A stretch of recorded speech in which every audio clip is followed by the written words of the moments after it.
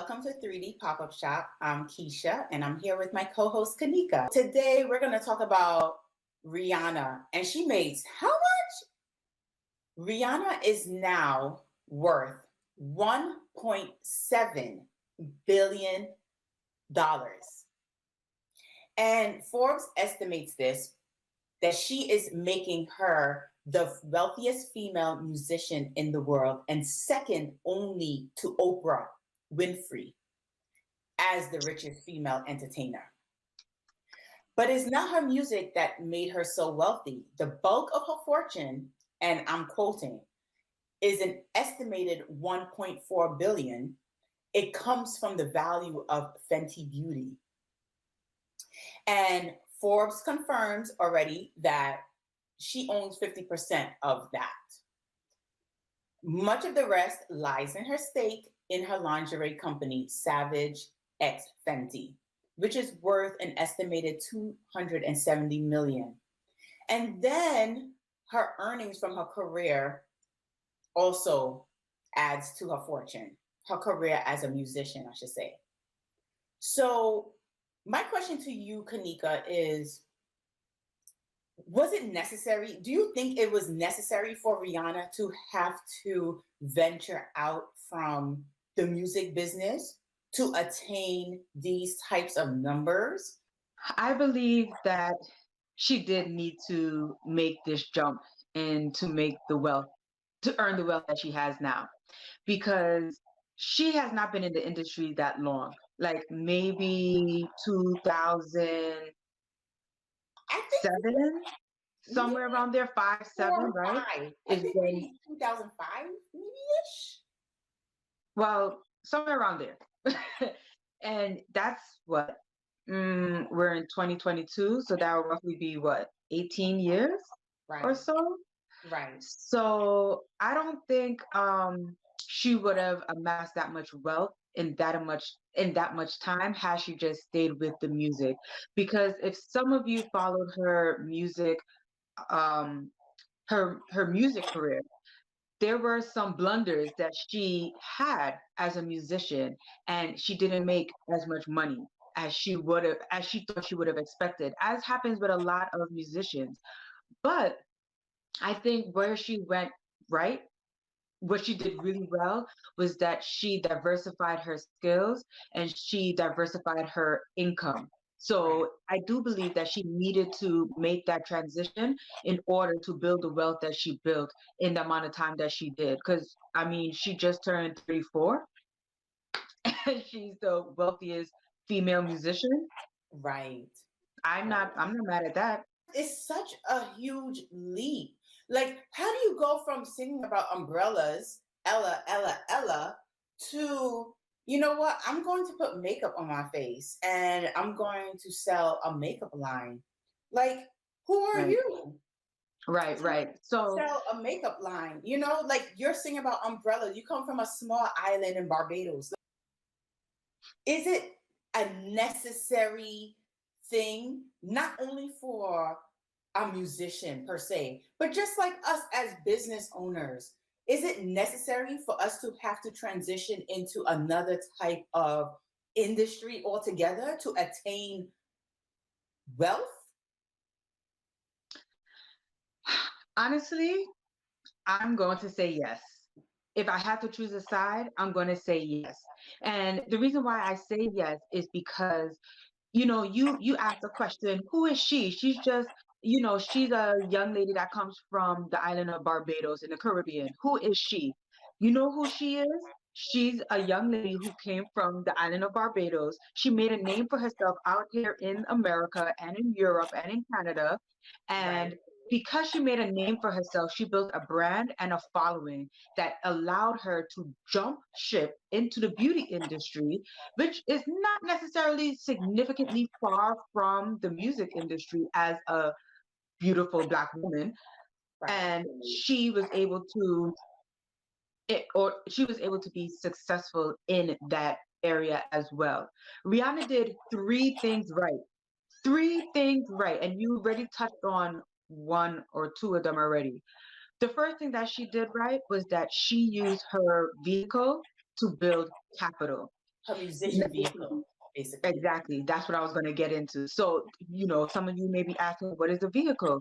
That is what she used. She used her talents as an artist, as a singer, to Right, build capital, to build a brand, and to build um, celebrity. So people right, knew who she was. Her name was rolling off of people's tongues way before she built Fenty Beauty. The right, second thing she did right is she found a problem in the beauty industry and she solved it. At the time Fenty Beauty premiered, her line was the only line that had shades for the fairest of women to the darkest of women. Now, Keisha, you and I understand we understand. 100% the issues that we face as makeup artists dealing with makeup artists who cannot service your skin complexion and mine and Right, can't tell that the foundation is not going to match mine and or yours, right, right? right, So that's the right, second thing she did right. The third thing she did right was she shared the wealth. right. She shared the wealth. As you mentioned, that's stated in Forbes. She owns 50% of Fenty Beauty, and 50%, the other 50% is owned by LVMH. Right. So she got a partner, She basically, got a in partner. this endeavor. Exactly. And And the reason why that's another aspect that's important is because if you want to go it if you want to, how's the saying go? If you want to go far, go alone. go alone. But if you want to go long, Yeah. like bring people with you. I think we got that wrong. I think it's if you want to go fast, you go alone. There it is. Thank you. That's I knew what it I is, was right? saying something wrong. I was waiting for you to jump in. You just left me hanging out there, Keish. And if you want to go far, you go with someone, With right? someone. That's it. So I agree with you. Honestly, those 3 points that you made really hit it on the head. Okay, because think about it. First of all, when women or people in general are starting out with businesses, they have this grand idea, they have this talent, they have the ins and outs, they know hows, right? But Mm-hmm. really and truly, what it is that most businesses or small businesses that we have encountered, what it is that they know is how to produce and develop a product or a service. That's Bingo. what they know. What they Bingo. don't know is what they don't know, you know, That's which it. is how to run the business and move it further along, which is where partners come in. And this is a Right. shameless plug, but this is what 3D Pop-Up Shop is. It's a partner to all these small businesses because a lot of them Exactly. you have a great idea. You have the stamina. You're the person behind the idea that can produce, develop, distribute your idea the best way you know how. But the problem is that you don't have enough eyeballs or customers in your atmosphere, in Right. your orbit. Okay, so it's like you need a partner, and even if you don't partner with a website, let's just say, right, a second person, look at this, you and me, high five to you, girl. But a second person in your business plan can mean thousands of dollars, hundreds and thousands of dollars added to your portfolio because now you can expand yourself a little wider. You could like throw your net a little further, a little wider.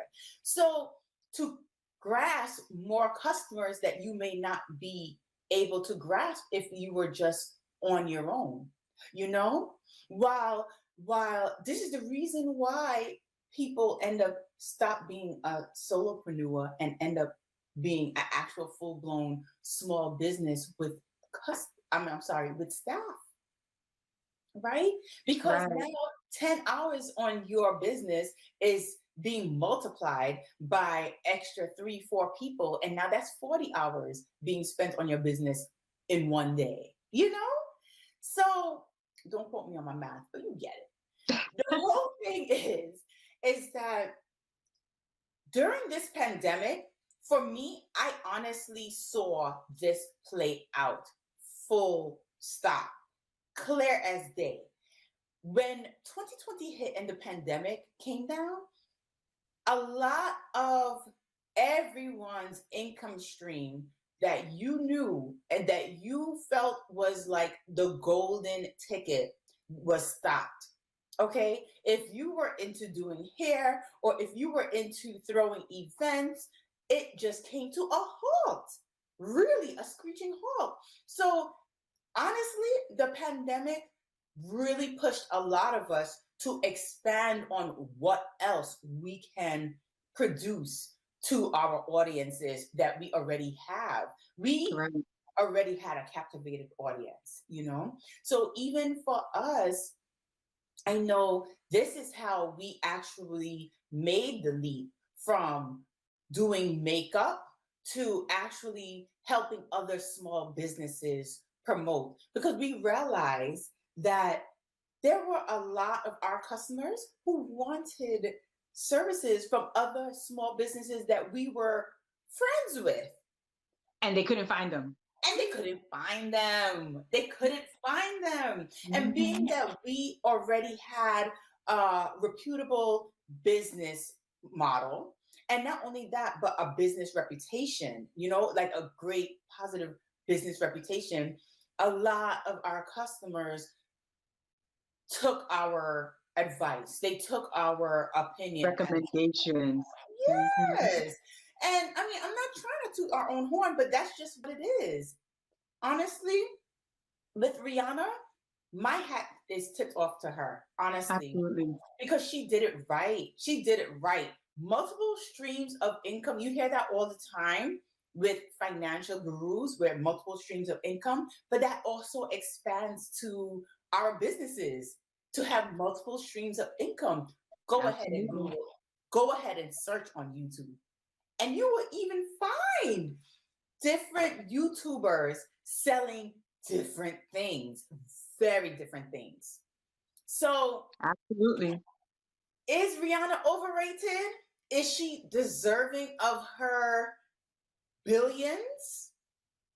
What's your last take on it, Kanika? Here's the bottom line.